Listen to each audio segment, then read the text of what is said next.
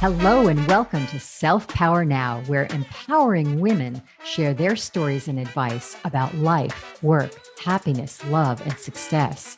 I'm your host, Debbie Giussoni, and I'm so glad you're here with us today. So sit back and enjoy the show.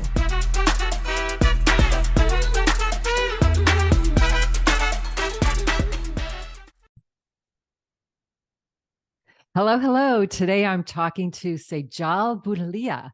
Sejal is a mechanical engineer with 4 patents and also a published author, an artist, a dancer, and founder of the nonprofit called NESA, which teaches performing arts to the underserved. She's from and currently lives in India, where she's with us today. And her motto in life is she believes in taking chances and learning something new every day, which is a great way for all of us to live. Welcome, Sejal. Thank you. Thank you so much, Debbie. And I'm so excited to be here and to be joining you. Yes, we are too. I know it's late your time and very early my time. You are such a gifted person. You're one of the few individuals I know who really utilizes both sides of your brain. You have the mechanical and scientific side, and then you have the very artistic side. Were you always like that as a child, or did one emerge first? Uh, to be very honest, I think I was always like that. I've always been like that. And in a country like India, something like this isn't very normalized. So you would typically see people, either pursuing the arts or the sciences, and they very, they they have very stern beliefs, very limited beliefs to the fact that you can be really good at either one of them. And I love outer space. I love space exploration, which is why the physics and the mechanical engineering side, which is what led me to pursue engineering later. But there was also always a side, something that I always went back to at the end of a long day, and that was always like dancing and the arts for me. So since I've been a child, I've been trained in the arts and as a dancer. So I have a diploma in both the arts and dance as well. And by profession, I'm an engineer currently, and my bachelor's degree was in mechanical engineering. So I'd like to think I have tried to balance both my entire life, and I really hope to do so going forward, ultimately finding a profession and kind of my ikigai combining both. hmm Now, growing up, were your parents supportive of both? Because I remember when I was touring my Goddess of Happiness book in China, and I spoke to a lot of students at university, at Beijing University and Zhejiang University, and one of their issues was their parents were really steering them towards just science, engineering, medical, and whatnot, whereas some of them really wanted to study more arts or psychology or something like that, and they were really torn. Was your background such that your parents really let you explore both and pursue both? Yeah, I mean, I am fortunate enough to say that I think I was one of the lucky few. At least I know, like, when you say China, I think the Asian mindset in general typically tends to incline towards that. Obviously, not generalizing for every single person, but yeah, that stereotype exists. I think I've been very lucky that my parents have always encouraged me to pursue both, and not just in terms of them letting me do it, but also being very actively involved in that entire process. So my dance classes used to happen over the weekends, really early in the morning, so like 8 to 9 a.m. in the morning, and I had to leave home by around 7 a.m. because it was quite far. So my dad and mom, like, they would take turns, but they would drive me down every single weekend. Mm. So in a way, it was, they were working 5 days a week, and then they were sacrificing their sleep uh, during the weekends to just take me to these classes. So, and I think that's something they've done not just with their time and efforts, but also financially. Because I currently live in Bangalore, and before we moved here, we weren't so financially well off. And this is something I found out very recently. But and I asked my mom, like, why would you, let me pursue so many different things, which can be quite expensive, taking all these classes and Sure. pursuing along with school education. And she said, yeah, we had limited means, but we weren't going to let that affect your childhood. And I think that that's really powerful for my parents to say, and for them to have supported me. And I think that's why I'm here today, Well, doing what I'm doing. that's the ultimate sacrifice, right, for parents, especially not coming from, a wealthy background.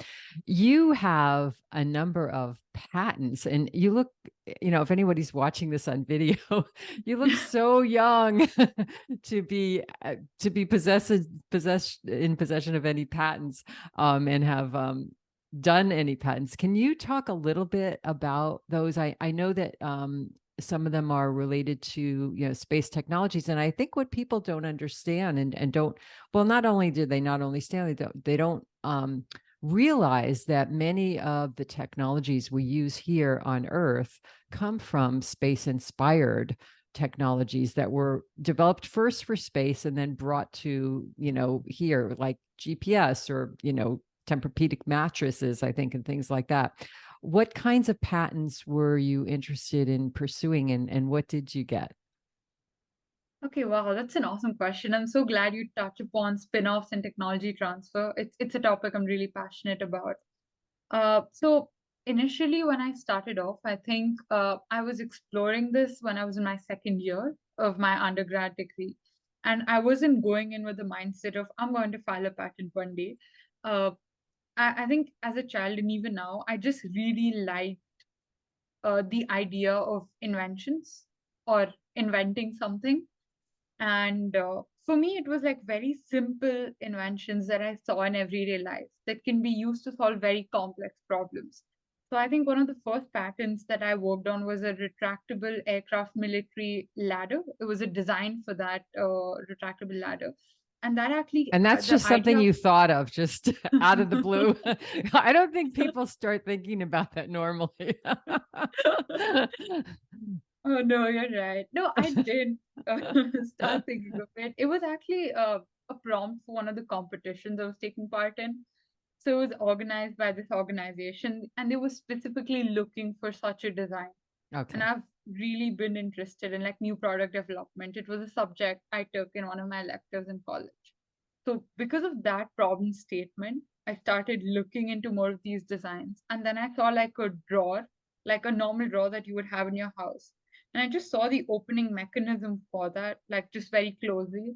And I was like, okay, what if we altered this in a certain way? And then if we altered this in a certain way, this could very well be fit, in a ladder. And especially when you're looking at it for aircrafts, you need them to have Hmm. less space, less volume, occupy less space, have less volume, but also be really easy for the pilot to use. Hmm. So I think that was the idea I was going with. And then just later on, I think the inspiration for all the other three patterns came from the problems that I was seeing around me. I Hmm. mean, one of them was inspired from Instagram. So I have That's great.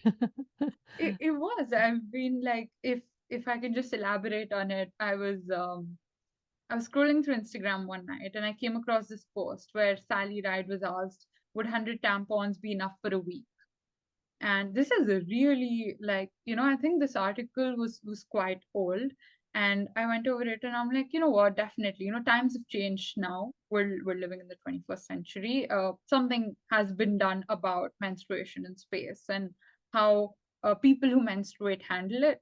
And then when I looked it up, unfortunately, not enough research, not enough data, not enough Mm, information. And I think that's what led me to like research more, look into it, then interact with people who might face, uh, you know, like who might actually menstruate in space, who might face certain problems while doing so. And then, as you rightly mentioned, a lot of design in space can be used for life on Earth. It has trickled down, from like yes. very broad, like specific space technology to very broad uses on Earth. So then I interacted with people in the military who menstruate, and also then young girls in the ruralist, villages of India. And I realized that the problem across is the same. The logistics of menstruation, the handling of menstruation in extreme environments isn't discussed. Mm. And that's what led me to fund the idea of Gaia. And then we developed a product, and then I've also presented it in a couple of conferences. But essentially, I think the idea of it was from an Instagram post. So just, like, That's where I your think, inspiration came from. So what exactly is the product that would help in space for women who are menstruating?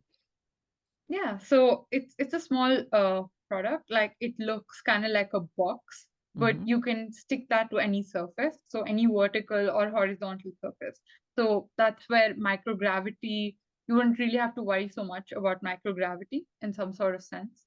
And it has two separate compartments for you to store your used as well as unused sanitary products. Mm. That means you don't necessarily need both your hands while doing so, because often when people are changing their sanitary products and they don't have the best kind of environment to do so, for example, microgravity, or if they're doing it in a jungle or glacier while training, if they're in the military, or in rural regions where they don't have proper washrooms at all, nowhere to keep it. So you don't have to use both your hands, you just use just one to dispose of it, take out another one. And then now we're developing like iterations of it to have like incinerators and also like bio coatings that Mm-hmm. ensure that any of that smell Mm-hmm. or the odor does not bother the person who's going to be having that product with them. Because Mm-hmm. the idea of it, I think, also just understanding the user needs, especially those of young girls, was that they don't want to attract too much attention to it. They don't want people to know that it's a product that where they stored their used or unused products. Yes, Because yes. yeah. For obvious reasons, especially in space where things go floating around everywhere. I mean, I'm yeah, you just would not. visualizing like floating tampons in the spacecraft. I'm sure the men would just love that. Oh gosh. Let's pivot to your creativity, and your outlet for creativity has been design and in art, and also writing, as well as you mentioned, dance. You were a trained dancer from very young age. And a lot of people think, and I hear this a lot, even in my own family, oh, I'm not creative.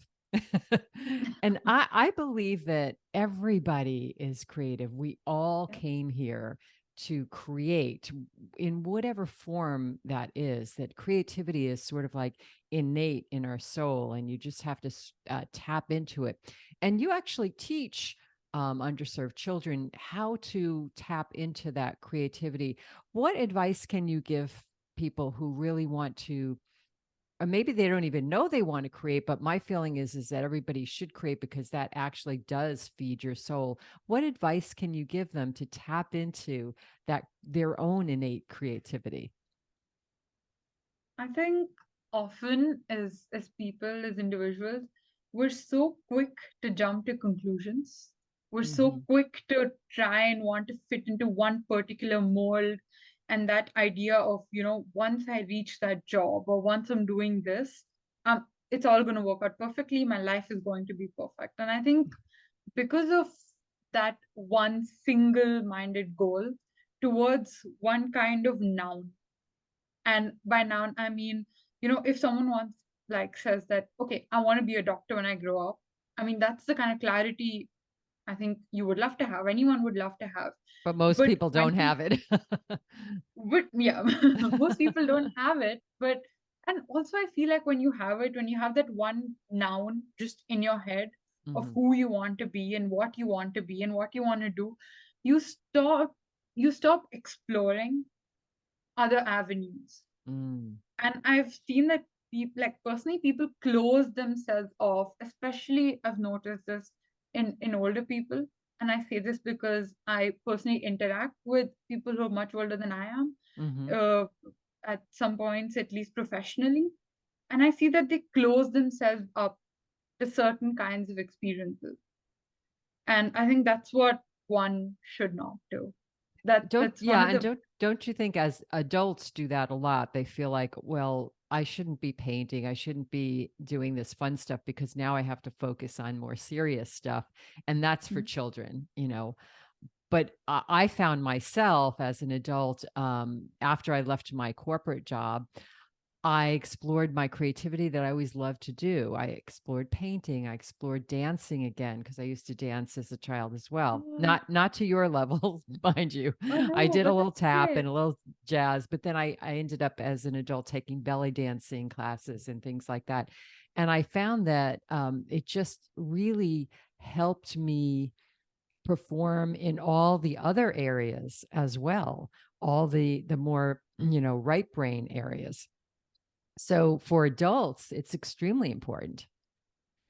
Yeah, no, I'm so glad that you mentioned that because I'm sure when you did, those classes or when you got back to painting, it might have like inspired you, as you said, in another form in life, or like given you such different ideas for other aspects of maybe the more kind of so-called serious stuff, as adults like to say. But no, that's awesome, and I'm glad that you explored that. I think that's something that everyone should be open to doing because I think history has taught us that some of the best examples that we have, if you look at Leonardo da Vinci, he was a creative. He was an engineer and he was a designer and he was an artist, and I think he also was a poet, if I'm not wrong. I don't know, just a Well, he bunch was of a things. Renaissance man, and you're a Renaissance woman. And I always think when people ask me what I do, I like to use that term too, because it's hard to, I don't like to be put in a box like I'm only Mhm. this. I'm only a writer, or I'm only a business consultant, or I'm only a podcast host. I like to have that sort of range of varied things that I do and say, yeah, I'm a lot of things, and it's extremely, fulfilling, makes your life more fulfilling. What about you work with children a lot, and children seem to be naturally creative, right? What can any advice you can give to parents to bring out that creativity? I have a great example. I have a really good friend of mine whose children are now all grown, but she had 5 girls, and you can imagine what that household was like. 5 girls, all close in age or whatnot. And I just remember that she converted her kind of living room, dining room. She had no furniture in it, and the kids had no TV. And what she did was she had creative stations along the walls, all these creative stations that, when the kids had free time, this is where they went. And it was almost like, in a workout gym where you have like, different stations to work out. Like the kids had different stations to be creative. One might have been painting, one might have been, blocks or whatever. And they all have grown up to be such very well versed in so many areas, both on the technical side and on the creative side, and very balanced. What can, I mean, that's just an example of someone I know. What do you do to encourage parents to help their kids be a little bit more creative and tap into that creativity? I think that's a wonderful example, by the way. I think that's something every household should implement because that lets children explore in, I think, the best way possible. And when I teach and the children that I interact with, they come from very different backgrounds. They have stories that are much different from what my childhood was like, that are, I think, much different from what any of it's just very unique perspectives that they come from, and sometimes it can also be troubled backgrounds. So during the classes, instead of ever discussing the past or ever bringing up where they come from or their background or their family background information, what we focus on solely is what the future can look like. Hmm. And to them, like a quick example would be when we started off and how the idea of NESA, like my nonprofit where we teach, came about was I went to a cancer home and I was volunteering. And this young girl sat on my lap. And I asked her, as we normally ask children, so what do you want to be when you grow up? And she looked at me and she was like, what could I possibly be? And Mm. that's when it She thought hits there you. was no possibilities of anything. Yeah. Yeah. Exactly, that Yeah. there's Oh, there's this entire section of society that believes they don't have the privilege to dream. And I think yes. that's what we try to invoke through creative practices in the classes that, Mm. okay, so we've danced, we've done this routine, and we've taught a step, but what do you want to be when you grow up? Okay, so you want to be a nurse. Okay, how do you want to be a nurse? Okay, so you want to be an artist. What are you doing to be an artist? Are you painting? Do you want us to help you learn painting? Is there something that we can do? So it's more of providing them the opportunity and allowing them to ask questions. I think it's so important to allow them to ask questions and be there to answer it for them and not just shun them that, you know what, no, take science, do engineering, that's it. That's your life now. Yes, and I think creativity too is sort of like working out. Like you have to find out what actually what form of workout you like and what form of creativity. Some child or might not like to paint, for instance. They might like expression in another way, but trying to find out what that expression is, and sometimes the child doesn't even know, and they have to experiment with a lot of things. I want to segue into the dance part, as you mentioned, because I've always thought, for me, dance always fed my soul. I mean, I could remember growing up in a low middle class neighborhood, and we used to take a portable, with what they call portable record player, out in the street, and my girlfriends and I used to dance in the street. I mean, I remember that from like an early age, 5, 6, 7, 8, and then taking tap and ballet dancing, and not ballet, I'm sorry, jazz, and then taking it again as an older adult. And I've always felt that dance in particular, not only is it a great workout, but it's such a universal language, right? It connects you to source, it connects you to other cultures. What was your first experience in dance, and how did that affect your life? Oh wow, I think that's such a beautiful question, and I think it has such a nice memory associated with it. Um, I think for me, it was very early on, uh, maybe 2 or 3, and obviously I don't have a very like distinct memory where I remember everything, but I think it was just uh, making my mother sit, and I used to make her sing certain Bollywood songs that I really used to like. So I would just get excited. I mean, as a kid, I still talk a lot. I used to talk a lot as a child, like 3, 4. I would not shut up. So I think I would just make her sit and I would make her sing those songs over and over and over. And I would just be sitting down and I'd be doing some kind of dance step to it. And this is all Bollywood dance steps that I've seen on TV that I've just seen. I'm trying to copy. I'm just sitting down and trying to copy them. And I think that's how that's when I realized that, I love this. I love the fact that I can stand on this stage or I can be somewhere and I'm getting to like smile and I'm getting to like lip sync. So I'm getting to kind of talk and sing this song, And were but I'm you also like, exposed? Like, did your parents dance? Did you see them dance a lot, or were you exposed in your culture to dance? my parents are not dancers. Oh. I've seen I've seen my dad dance. I don't think he's a dancer. um my My mom probably a little, but I think just in an Indian household, watching Bollywood, like just Bollywood movies, Yeah, there they're is so so much fun. dance. They're so fun and so Exactly. colorful. And I went to traditional Indian wedding once here in the US, and I thought, oh, all weddings should be like this, because they did all these choreographed dances and the colors and the rhythm. It was just so beautiful. I think that was definitely it for me. I think just growing up in an Indian household, we're so Mm. exposed to that. And yes, as you mentioned, Indian weddings. So I have attended, I think, tons of weddings, not just as a child, but just growing up. And yes, there's a dedicated dance floor where you have like a lot of people doing all these choreographies. So I think it was always that. And as you mentioned, the creative workstations. So Yes. I remember one of the first dance classes I took was at a summer camp. And then I went to the singing class for like an hour, and then the painting, and then the dance, and then the theater. And then I decided, okay, out of all of these, as a 6-year-old, I enjoy dancing the most. And then that's how I just went for it. That was my first dance class, like a first professional dance class. And then I just kind of never stopped. Yes. And what kind of dance do you practice today? So I'm a trained Kathak dancer. What does that mean? I It's don't know. it's an Indian classical dance form, and the word Kathak comes from the word Katha. Like, excuse me, but this is in Hindi. So Katha kare so Kathakar, or Uh-huh. and it means someone who tells stories. So essentially, Kathak is an Indian classical dance form where we tell a lot of stories.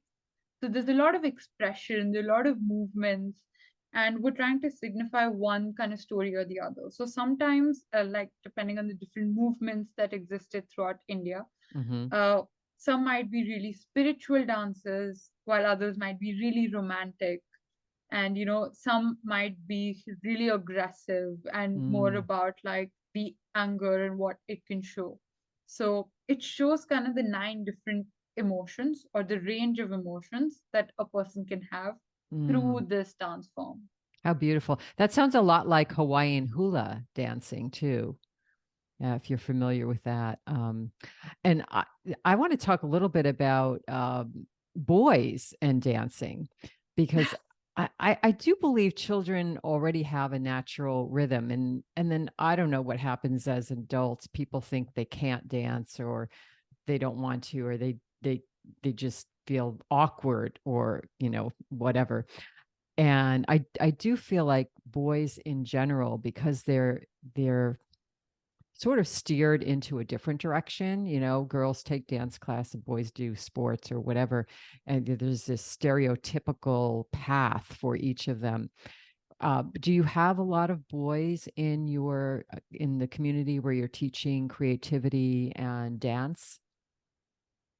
uh, I think you touch upon such an important point here. So I mean, when I started off, my teacher, he was male, and he is a brilliant Kathak dancer. He's one of the best I've ever seen. Like, if you watch him perform, you'd be in awe. So, I mean, like, initially, yes, you're right. Even the classes that I went to, there were a lot more girls than there were boys. And even today, when I teach, uh, there are more girls than there are boys. But one thing I've found that works is uh, I don't think that boys are ever given that space, or in certain sections of society, at least given that space to explore different kinds of dancing. Hmm. For them, it becomes that okay, either you do hip hop and then you do a certain kind of hip hop, but if you're trying to do something a little more like flexible or more graceful, then no, you can't do it. And then people are going to Mm. tease you. So I think exposing them to a variety of dance forms and then letting them choose really encourages them is what I've noticed. So like, we would introduce we usually start off with freestyle to see what all the children are understanding, where they're at. And then based on their interest, we would expose them to all these new dance forms.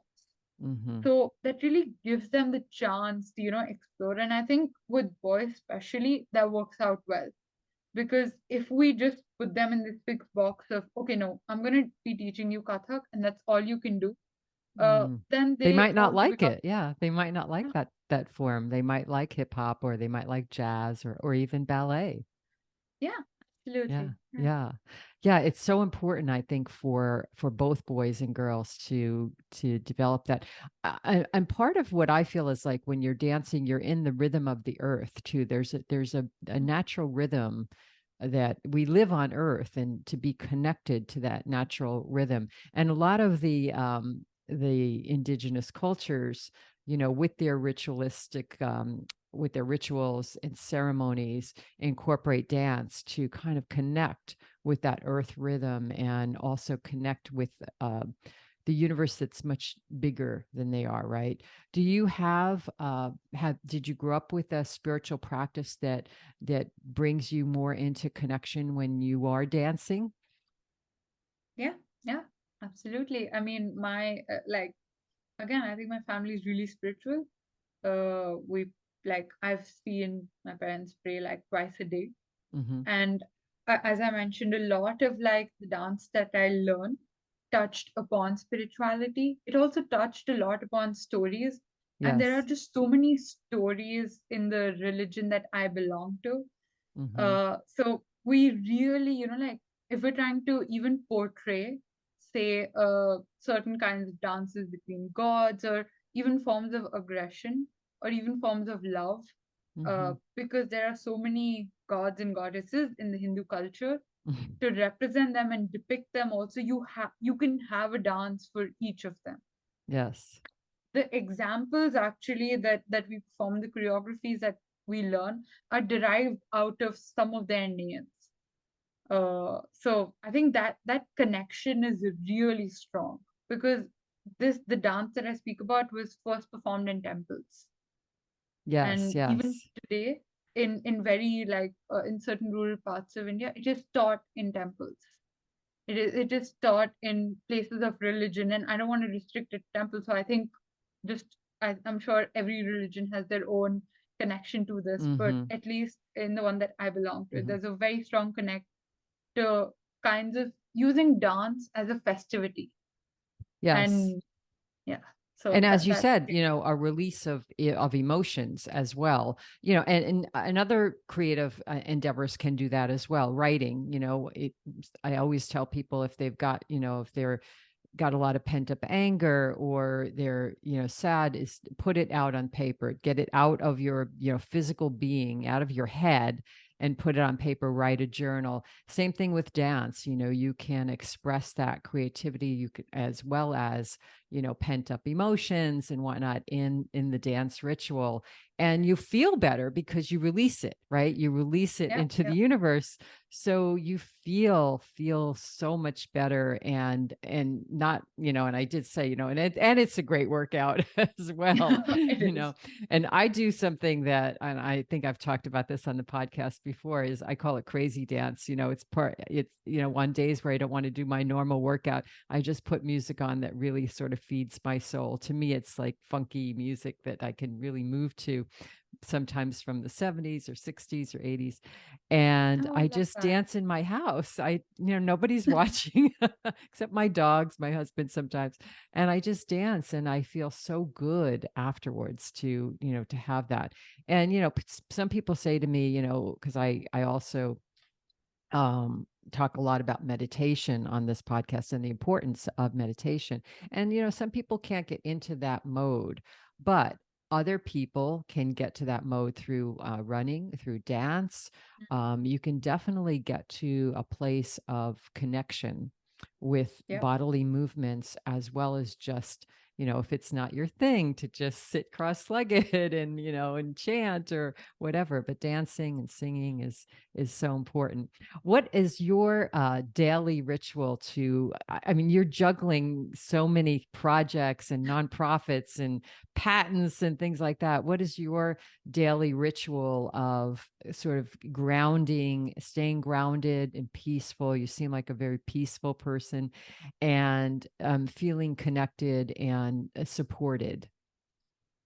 So I think, it's something I've learned over time, and I feel like I'm still in the process of learning. But I journal, and every morning when I get up, I will write down the tasks that I kind of need to get done, be it from a nonprofit perspective, even from a work perspective, but also to chalk out time for myself. I think just very actively, as I said, learn one new thing each day. And I mean, I'm not skydiving every single day. So sometimes it's very small What did you things. learn today? What did you learn today? What did I learn today? Today, so I actually watched an aero show today, and I was learning about the different kinds of aircrafts that exist, and the different kinds of, I mean, they were doing all these acrobats, and I was just watching them from my office. So I just learned what those movements are like, what each of these aircrafts are called.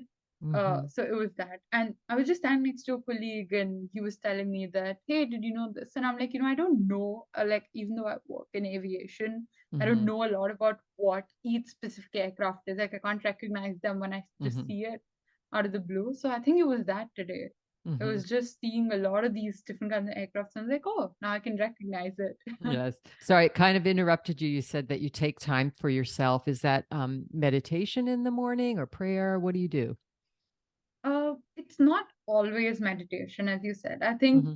when you mentioned just playing art music and dancing in your Hmm. house when no one's watching, I was Hmm. like, oh, same pinch, because I do that a lot, especially at night. Like if it's just been a long day and I've been in front of the screen for too long, just put on Yes. my headphones, just listen to music, and then Uh-huh. dance. Yes.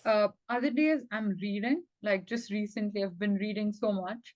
So for me, sometimes that form of meditation or taking my time for myself is going to bed early and just taking those 1 or 2 extra hours to just Hmm. sit and read. Yes. So it varies each day, and I feel like that's something that fits well with me. It Hmm. doesn't become monotonous for me to like, okay, getting up at this time, praying, and then, Right. Yeah. I meditating do the at same. that It's time. always different. Yes. Yeah. But you're So right. It's always different, but it's always time for you. It's me yeah, time, right? yeah, So you carve that out, whether that's first thing in the morning or last thing at night. And I actually look forward to that. I want, I'm like, oh, I can't wait to get into my room, that I do that yeah, in, yeah, because it's like a treat. It's like, yep. yeah, it's just as good as having a piece of chocolate. Yeah, and now that you say that, I feel like so many people I've interacted with are so scared to spend time with themselves. Yes. And yeah, so I feel like if we really lean into that, you will realize what a fun person you can be. I mean, if you really lean Right. into your interests, then I think it goes a long way, just not just in terms of life today, but I think just from a very futuristic perspective, to enjoy your own company is Yes. something Yes. that I, really stand by. I'm glad you brought that up, because definitely during pandemic, right? Everybody either learned that they didn't want to spend time alone with themselves, or they learned how to spend time. And some of them went in it kicking and screaming and then said, "Oh, it's Mhm. okay to be alone. It's okay to not have, a million things to do or say or go places to go." And that gives you time to just be, which we all need in this busy society. Well, Sejal, you have just been a delight to have on the show. Thank you for all Yeah. your insight. Listeners, if you want to know more about Sejal, you can go on selfpowernow.com and click the podcast, and you can get links to her sites and to her information and nonprofit and things that she's doing. And if you want just to look and see some free gifts, there's free gifts on selfpowernow.com. I wish you all a wonderful light-filled day. Thank you very much, and come back and join us again. Thanks for listening to Self Power Now. If you enjoyed today's show, please share it with others, follow it on your favorite podcast platform, and join our community on selfpowernow.com and receive 3 free happiness gifts. And while you're there, if you're looking for more ways to be happy, healthy, peaceful, and loved, check out my books and new online courses. Until next time, this is Debbie Jasoni wishing you self-power now.